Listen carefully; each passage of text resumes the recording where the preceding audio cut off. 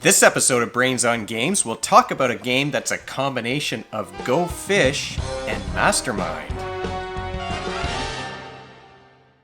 Welcome to Brains on Games. I'm Dr. Brian McDonald, and this episode we are going to talk about sort of a deduction number guessing kind of a game that combines some elements of Go Fish with a game called Mastermind that I used to play as a kid. I don't know if any of you have ever played Mastermind before, but it was a game where you would choose pegs of 4 different colors and your opponent had to guess which colors you had chosen and which order they were in. And that was a game I really enjoyed when I was younger. And this is one that I think the younger kids and maybe the whole family might enjoy. Now, it's a game that was sent to me from FoxMind, which is an excellent publisher of educational type games. And this is a game called Figure It.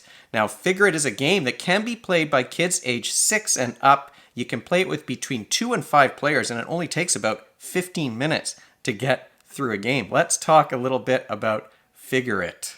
Figure It is a game where you've got these little tiles that are numbered from 1 to 7, and they increase in frequency with each number, so you have an idea about how many are going to be in this giant bag that you're going to hear me pick up.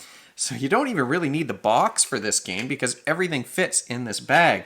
The genius thing I like about this bag is that when you turn it over, it tells you how many face-up and face-down number tiles you're going to be using for each player in a game of Figure It. So for 2 players, each player will get 7 tiles in front of them, and there are going to be 7 face-up tiles in the middle of the table. Now I'm all set for a 2-player game of Figure It. I've got an opponent who has 7 tiles with numbers that I can see, 7, 5, 2, 2, 6, 7, 5. I've got my 7 tiles that I can't see. There are 7 face down and 7 face up in the middle. And I know the frequency of each of those tiles among the 28 of them.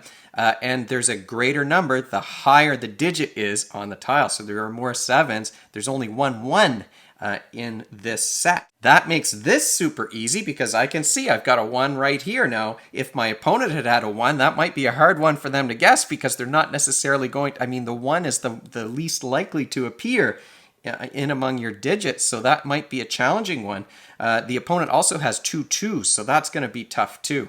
What you're doing on your turn in this game is asking the player to your left, or in a case of a 2-player game like this, I'm asking my opponent, do I have a 6? And it just like Go Fish, you're asking about those numbers. But because you know about the frequency of the numbers in the set and you've only got digits from 1 to 7, it's reducing the randomness. And so you can actually be strategic and use some deduction in order to determine what your numbers are.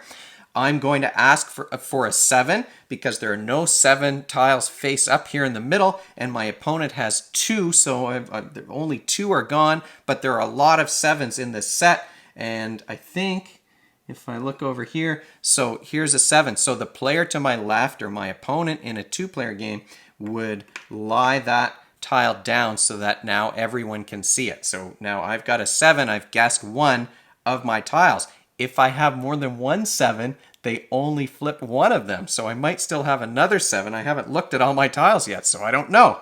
But you're going to go back and forth like that, guessing a number, and then your opponent is going to flip that down. You're trying to be the first one to reveal all of your tiles. It's a game where, because you know the frequency of those number tiles and you can see some but not all of the tiles, it is one that involves some deduction. Like I said, you're really exercising those working memory skills.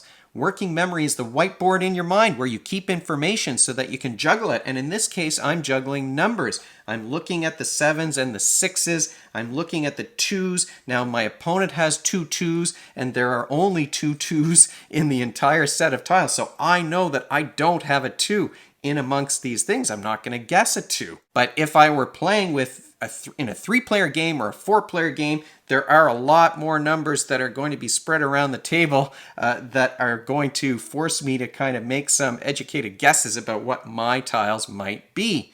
And that, in a nutshell, is Figure It. This is a simple game that requires deduction and working memory skills, and I have to thank FoxMind. I've liked every game that they've sent me, and this is one that certainly I would recommend to kids who need to learn how to juggle those numbers in their mind, number recognition skills, and maybe some practice with that deduction ability. So thanks again to FoxMind for sending this one, but I do have one more thing that I want to talk about before I close things off today.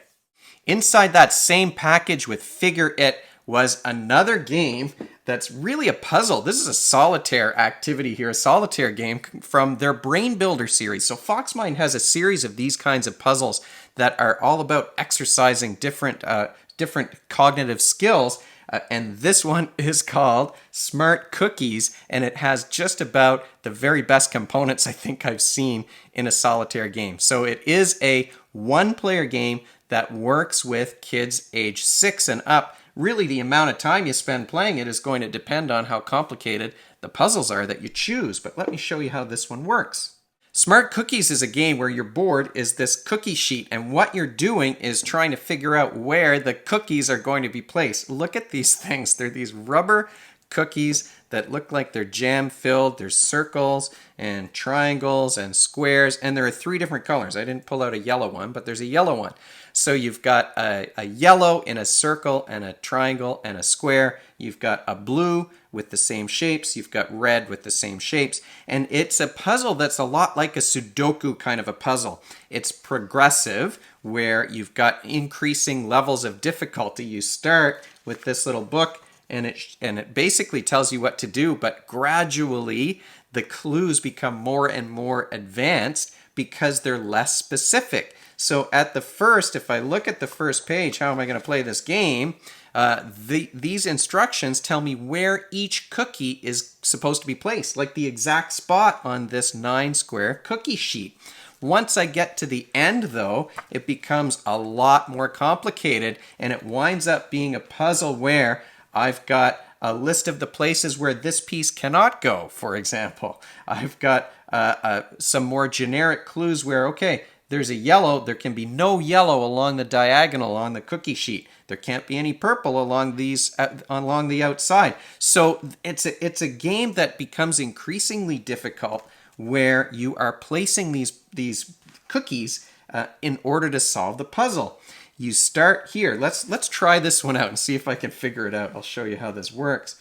So I'm going to start with a red triangle that tells me exactly where the red triangle cookie is supposed to go, which is right here. There's only one place. You can see that they're showing the cross here in the middle, and there's a check mark on the spot where the cookie's supposed to go. Now, here's a yellow circle. It's telling me it can't go in any of these spaces, so there's really only 2 places where it can go, and that's going to mean that the yellow circle has to go right here. Here's another one. I've got the blue square. It's sort of purplish here in the rule book, and there's only 3 spots where the blue square can go. And in fact, 2 of those spots are already filled up. So, whoops, I took out the red one instead. The blue cookie is going to go right there. And you get the idea. This is one of the sort of medium puzzles in the game. It is one that once you get used to the kinds of clues that we're talking about, it's pretty straightforward.